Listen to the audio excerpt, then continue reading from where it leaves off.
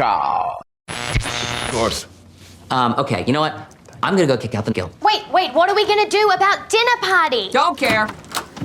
Yeah, Pop. No one's gonna care about dinner party. Why I'm saying hold on?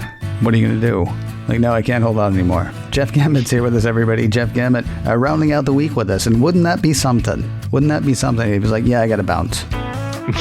I hear my mom calling. Gotta go, Ken. Bye. Exactly. Because we have plans. We're having people over. This is week number 2, by the way. You were the second person to do this. And I'm very excited about it. Because sort of like I said earlier this week about services, it tells us about the person that we're talking to when we find out who Jeff Gammett would invite to his dinner party. Let me ask you a question, because when I sent this to you, I didn't send it to you with much warning, I don't think. How did you go about putting together your list? Did you say, these are 3 people I would like to meet? Or was it, these are 3 people I would like to see, at the same table? How did you go about deciding who would get the invitation? It was actually a hybrid. 3 people that I would really enjoy sitting down with, but also 3 people that I think it would just be fascinating to have a conversation with all of them at the same time. Interesting. I think, did I explain, by the way, what we're doing? I know I did last week. It's basically, time doesn't matter. Language doesn't matter. It's a magical dinner table. Probably like a 7-course meal. You get 2.5, 3 hours to sit and chat with people. And so you get to invite 3 people from history. Maybe they're famous, maybe they're not. They don't have to be living today. We could just jump right in and find out. I guess we could find out who got the first invitation. First invitation went out to Kurt Vonnegut Jr. Wow. Okay. Tell me why. Because Kurt Vonnegut Jr. is, I think, one of the greatest writers of the 20th century. And I have loved every single thing of his that I've been able to get my hands on to read. Mm-hmm. And just from other interviews that I've seen of him in the past, what a fascinating man. I would just love to have the opportunity just to have a conversation. I mean, we don't even have to have a specific topic, but just to be able to talk with him would be amazing and wonderful. Yeah. One of my biggest regrets, honestly, is I was supposed to go see him and I forgot to ask off from work. And so a ticket that I had, went to waste. So I could, stay and make money for a gigantic corporation that doesn't miss me. practically doesn't exist anymore, but it just hurts. Almost brings a tear to my eye. I mean, what a missed opportunity. I'm curious, what's your it might be hard to say what's your favorite, but what's your favorite book by him? It actually does fluctuate. The one that consistently becomes my favorite is actually kind of bounces back and forth between that too. Breakfast of Champions has just always resonated with me. Okay. And one of the things that I loved, and I feel totally comfortable talking about anything in the book because at this point, if it's a spoiler to you, gang, it's way too late for this to be a spoiler to you. Yeah. I mean, this is not a new book. But just the whole thing where he had all these characters and he gave them permission to just be themselves and go live their own lives. And just the whole idea of having these characters that you have invented and controlled and then giving them free will. I just loved that. I think mine, and I don't know why, and I seriously cannot figure out why. I keep trying to and I can't, but it's Sirens of Titan. Oh my God, I love that book. And I don't know, but that's one of his books I will go back and read, every few years. And I don't know why. I don't know what it is, but there's something in that book that draws me every time. I've gone back and reread Cat's Cradle multiple times too. And actually, I'm visualized. I have a collection of Kurt Vonnegut books on a bookshelf in my bedroom. Mm-hmm. And I'm just looking at the edges of these books in my mind. And I'm like, oh, yeah, God bless you, Mr. Rosewater. I really love reading that one, too. And what about Bagumbo Snuff Box?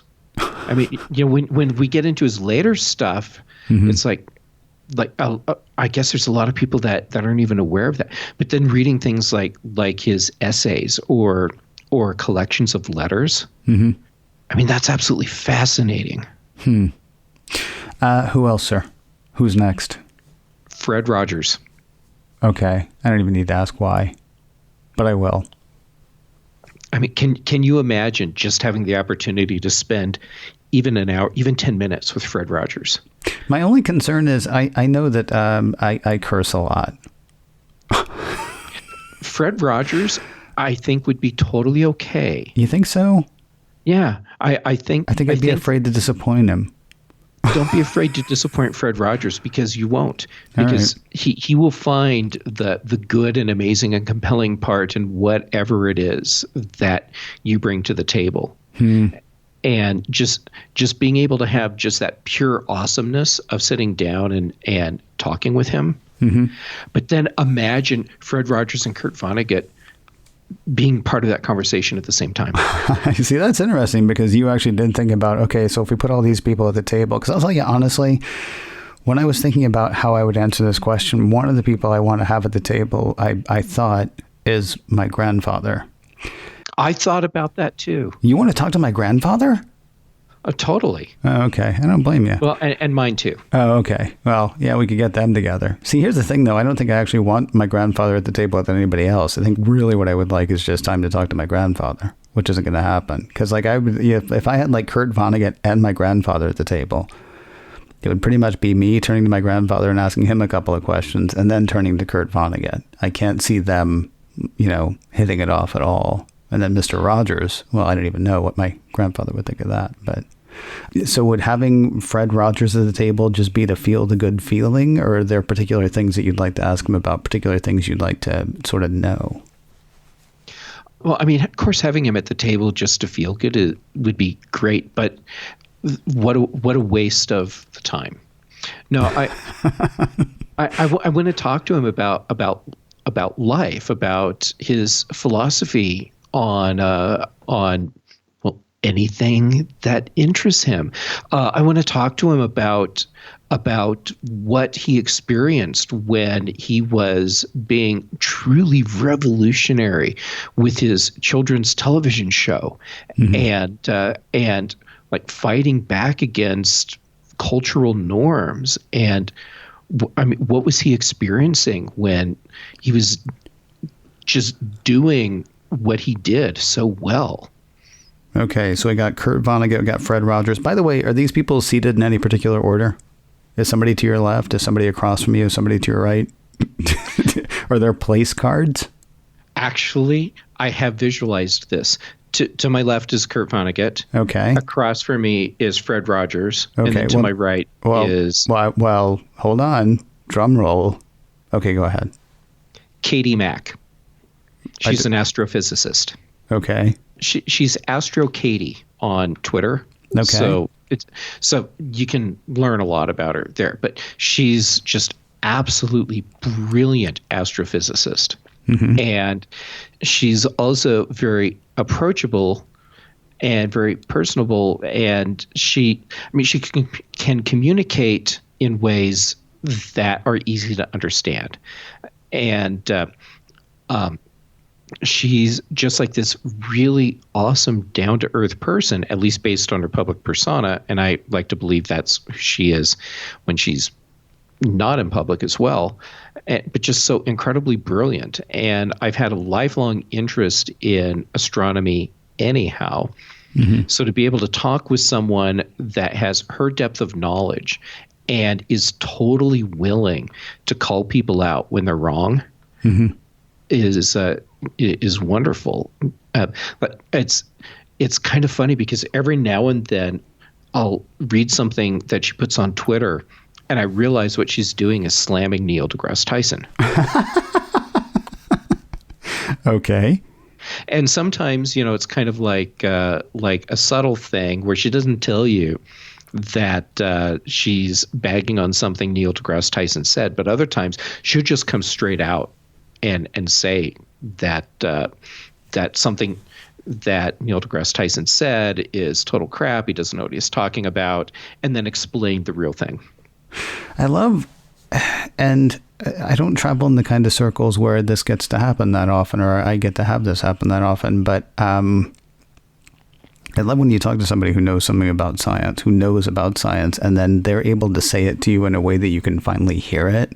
Mm-hmm. Like there's the whole like, and it may have been the setting, it may have been a bunch of stuff, but the whole thing of like, we're all made of stars and, that whole thing, right? The stuff. Now I want to have Carl Sagan in on the dinner too. Thanks. Okay. Well, here's the thing though. I'll tell you somebody that you might actually get to bump into at some point. There's a guy named Dr. Robert Hurt who used to, I think he might still do stuff for a podcast that is on the Roddenberry Podcast Network, the Priority One. But one of the times that I was visiting LA, one of the guys from Priority One and I met up with Dr. Robert, and we met at Griffith Observatory. And the thing is, the other guy, I mean, we're movie guys, we're show people, right? So I'm having the whole, this is where James Dean was in Rebel Without a Cause. That's where the Rocketeer landed in the Rocketeer, And Robert honestly was a bit annoyed with us, I think, because he's like, there's science here too. And we're like, yeah, but the Rocketeer, man. And so we're inside and we're doing, and they have the thing, they have like a display of periodic elements, and there was a button that you could push. And he said, okay, so you see those elements that are lit up right now? And I'm like, yeah. He's like, okay. Those aren't from here, but they're here now. They came from someplace else, and there are bits of those elements in all of us. See, that's so awesome. And I don't know if it was just standing there seeing it. I don't know if it was him, because I've heard that before, but I don't know if it's just having somebody standing next to you going, no, seriously, dummy, listen. Because then that like filled me. He didn't call me dummy, obviously, but that sort of filled me with like that, that kind of understanding. It's a wonderful thing when you can have that happen. I applaud your third seat there. And tell me again, how can people follow her on Twitter? What's her? On Twitter, she is Astro Katie. Astro Katie. ASTROKATIE.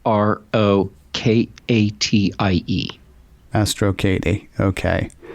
And I will say, I found out recently, anybody who got on the HBO Max train earlier this year, Won't You Be My Neighbor, which is the Fred Rogers documentary, not the thing that Tom Hanks was in, but the documentary, is now available on HBO Max, I believe. Either that or Netflix, but I believe HBO Max.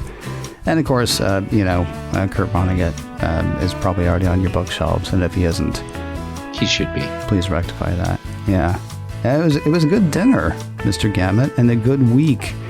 Thank you very much for spending both with us, and we'll talk to you next week post WWDC. Awesome, and thanks for having me back. You rock.